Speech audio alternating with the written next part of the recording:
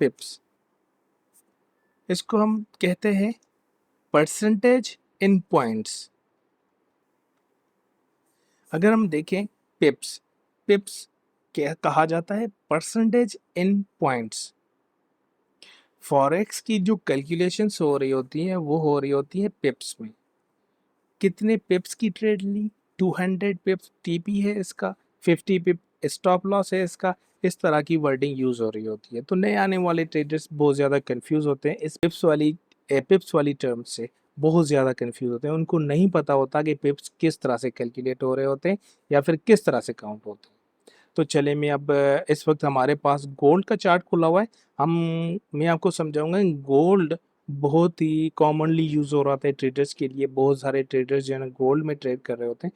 तो हम अंडरस्टैंड करेंगे गोल्ड के पिप्स, और उसके बाद एक इजी वे में आपको बता दूंगा किसी भी पेयर, किसी भी इंस्ट्रूमेंट, किसी भी क्रिप्टो का जो पिप्स है किस तरह से निकाला जाता है। वो इंशाल्लाह मैं आपको एक इजी और आसान तरीका बता दूंगा। आप बहुत ही आसानी के साथ आप उसको निकाल सकते हैं। तो अब हम काउंट करते हैं।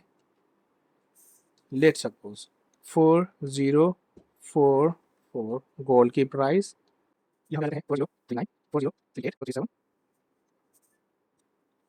अब $1 की जो मूव होती है, $1 की मूव में 10 पिप होते हैं। 10 pips in 1 USD। 10 पिप होते हैं एक USD के अंदर। इसके बीच का जो डिस्टेंस है वो 10 पिप्स। और अगर हम बात करें कि हम इसको इस तरह से लिख लेते हैं 38.6 38.6 38.6। अब 40 से 39 तक 10 पिप्स हो गए। और अगर हम ये डिस्टेंस चेक करते हैं 40 से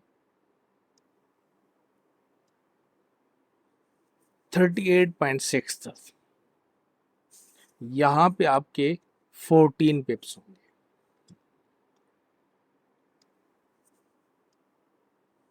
यहाँ तक आपके 14 पिप्स होंगे। इसको मैं थोड़ा सा यहाँ पे कर लेता हूँ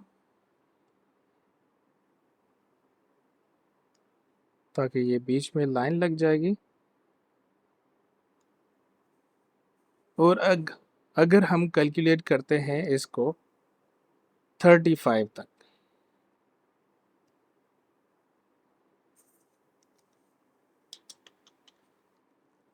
यहाँ तक अब सिंपल 40 से 35 तक का जो डिस्टेंस है वो है $5 का।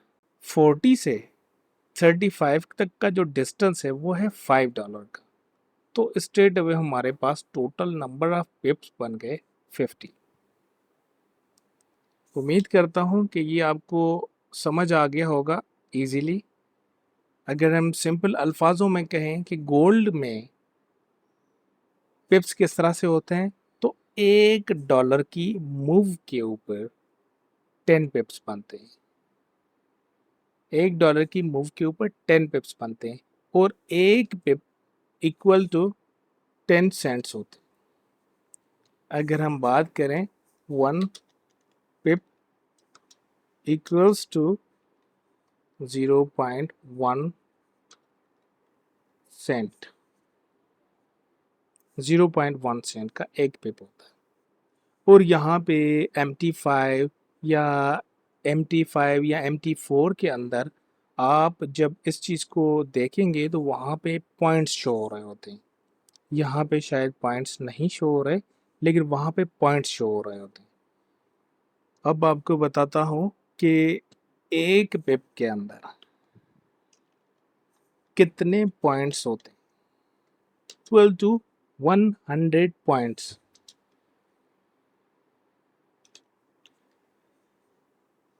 अब ये चीज़ मैं आपको MT5 में चेक करा देता हूँ। ये हम आ गए हैं MT5 के चार्ट के ऊपर और अब हम इसमें कैलकुलेट करते हैं कि यहाँ से मार्केट अगर यहाँ तक आई है, ड्रॉप हुई है, तो इसने, आप देख रहे होंगे कि यहाँ पे आपके पास पॉइंट्स शो हो रही हैं। जैसा कि मैंने आपको बताया है, 1 pip is equal to 100 points. अब यहाँ पे पॉइंट्स शो हो रहे हैं 14,285। 14,000 स्ट्रेट अवे आप कंसिडर कर सकते हैं कि यहाँ पे $14 की एक स्ट्रेट अवे मूव आई है और यानी कि 140 पिप्स, 1000 पॉइंट्स को कंसिडर कर सकते हैं कि वो 10 पिप है। क्यों कि एक pip equals to 100 points, 10 pips equal to 1000 points, 1000 points is equal to $1। यहाँ पे उम्मीद करता हूँ कि आपको इजीली समझ आ गए होंगे। ये देखिए, हम जिस तरह से ऊपर लेते जाएंगे ये पॉइंट्स को चेंज करता जाएगा। यहाँ तक एग्जैक्टली अगर हम बात करें तो ये तकरीबन 15,000 पॉइंट बनते हैं, 15,000 पॉइंट्स। और 17 से ये 2 तक आ गया, 4017 से 4002, मीन्स $15 की मूव है। और वहाँ पे हमने अंडरस्टैंड किया था गोल्ड में $1 की मूव का मतलब है 10 पिप्स। $1 की मूव का मतलब है 10 पिप्स। इट मीन्स कि आप अगर MT5 या MT4 में अगर ये पॉइंट्स आपके आगे आते हैं तो भी आपने परेशान नहीं होना। 1 pip is equal to 100 points and 1000 points is equal to 10 pips. 10 pips is equal to $1। फिर वो बुलिश में जा रहा है या फिर वो बेरिश में जा रहा है, आप ऊपर ऊपर काउंट करते हैं $1 या फिर 17 से डाउन साइड पे काउंट करते हैं। तो ये है कि $1 की मूव के ऊपर 10 पिप्स मीन्स 1000 पॉइंट्स। उम्मीद करता हूँ कि यहाँ पे आपको MT4 MT5 की कैलकुलेशन भी इजीली अंडरस्टैंड हो जाएगी, क्योंकि यहाँ पे पिप्स कहीं पे भी नहीं लिखे हुए, लेकिन इन पॉइंट्स की बेसिस के ऊपर आप इसको इजीली अंडरस्टैंड कर सकते हैं। अब हम वापस आ गए अपनी कैलकुलेशन के ऊपर। गोल्ड की परसेंटेज इन पॉइंट्स कैलकुलेट कर दी है। अब हम स्टार्ट करते हैं गोल्ड के अलावा आप किसी भी पेयर या किसी भी इंस्ट्रूमेंट की पिप्स किस तरह से कैलकुलेट कर सकते हैं। हम एक एग्जांपल ले लेते हैं। आपने एक ट्रेड प्लेस की इस जगह से, XYZ, ये ट्रेड बाय की है या ये फिर ट्रेड सेल की है। हम इसको अज्यूम करते हैं कि आपने यहाँ से बाय किया, आपने एक बाय की ट्रेड प्लेस की जो कि इस प्राइस लेवल से आपने प्रेस की, और ये ट्रेड आप प्रेस करेंगे 0.01 की। किसी भी इंस्ट्रूमेंट किसी भी पेयर में 0.01 से छोटी लॉट साइज नहीं होती। ये सबसे छोटी लॉट साइज,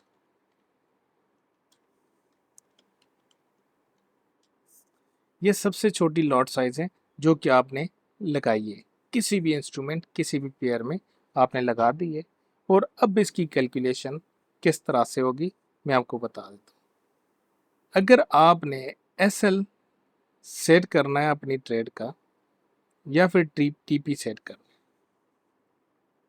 लेट सपोज आपने यहाँ पे SL लगा दिया अपनी ट्रेड का।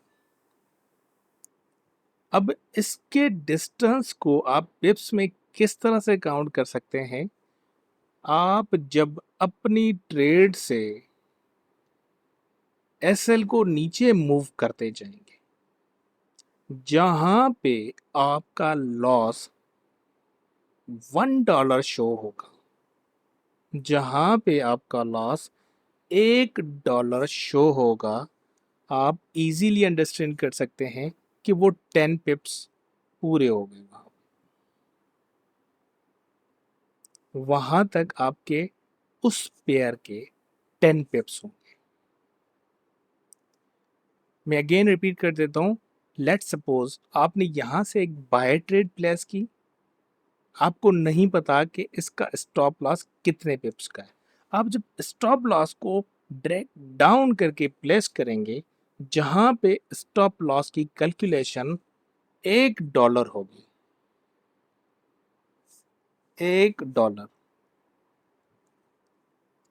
वहां तक आपकी जो पिप्स की कैलकुलेशन होगी वो 10 पिप्स होगी।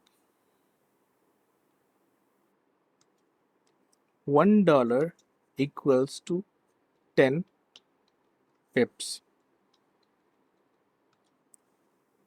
और इसी तरह से इसी तरह से आप अगर एक टेक प्रॉफिट लगाते हैं तो उसको भी आप सेम इसी तरह से इजीली कैलकुलेट कर सकते हैं कि आपका जो टेक प्रॉफिट है वो कितने पिप्स का है। आप नीचे से ऊपर जब स्टॉप लॉस प्लेस करेंगे तो लेट सपोज वो स्टॉप लॉस इस जगह पे $3 का बनता है बेस्ड ऑन 0.01 लॉट साइज। हम कैलकुलेट कर रहे हैं 0.01 लॉट साइज के साथ कि नंबर ऑफ पिप्स कितने बनते हैं। यहाँ से हमने यहाँ पर जब टेक प्रॉफिट रखा तो उस टेक प्रॉफिट का जो प्रॉफिट बन रहा था वो हमारा बन रहा था $3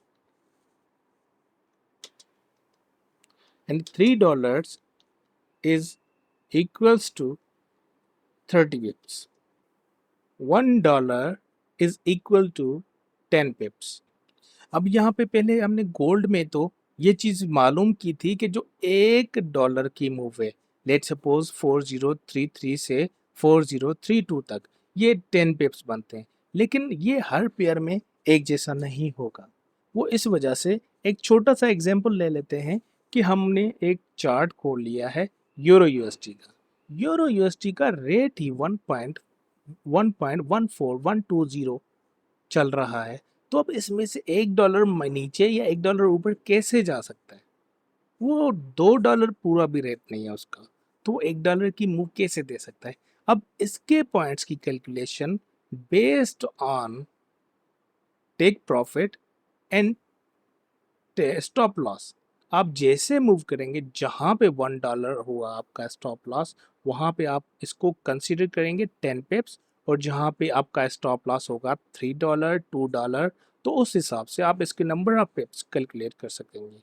इसी तरह से जब आप सिल्वर में आते हैं, इसी तरह से जब आप ऑयल में आते हैं, इसी तरह से जब आप बीटीसी में जाएंगे, तो सेम इसी मेथड के थ्रू आप उसको इजीली अंडरस्टैंड कर सकेंगे कि उसमें आपके नंबर ऑफ पिप्स का स्टॉप, कितने नंबर ऑफ पिप्स का स्टॉप लॉस है और कितना आपके पास टीपी बन रहा है based on 0.01 lot size. Let's assume अगर हम इस लॉट साइज को 10 कर लेते हैं तो सिंपल 10 पिप्स के ऊपर हमारे $10 बन जाएंगे। यानी कि अगर इसके बाद एक जीरो आ रहा है तो इसके बाद भी एक जीरो आ जाएगा, जो हमारे पास 1 है, यहाँ पे भी 1 लग जाएगा। तो अगर इधर आएगा तो सेम इसके इसके बाद भी हमारे पास 0 लग जाएगा। Simple simple equation. उम्मीद करता हूँ कि आपको अंडरस्टैंड हो गया होगा और इसी मेथड के थ्रू आप बाकी भी इंस्ट्रूमेंट्स के पिप्स निकाल सकते हैं। स्प्रेड भी आपको अंडरस्टैंड हो गया होगा और पिप्स भी। उम्मीद करता हूँ कि नए आने वाले ट्रेडर्स के लिए ये वीडियो हेल्पफुल और इन्फॉर्मेटिव रही होगी। और अगर आपको इसमें से सीखने को कुछ भी मिला हो, एक पॉइंट भी कि आप इस वीडियो को लाइक भी सब्सक्राइब भी करें।